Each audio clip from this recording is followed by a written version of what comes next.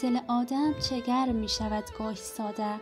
به یک دلخوشی کوچک، به یک احوالپرسی ساده، به یک دلداری کوتاه، به یک تکان سر، یعنی تو رو می فهمم، به یک گوش دادن خالی بدون داوری، به یک همراهی شدن کوچک، حتی یک همراهی کردن آرام، به یک پرسش روزگارت چگونه است، به یک دعوت کوچک، به صرف یک فنجان قهوه، به وقت گذاشتن برای تو، به شنیدن من کنارت هستم، به یک هدیه بی مناسبت، به یک دوست دارم بی دلیل، به یک غافلگیری، به یک خوشحال کردن کوچک، به یک نگاه، به یک شاخه گل. دل آدم گاهی چه شاد است،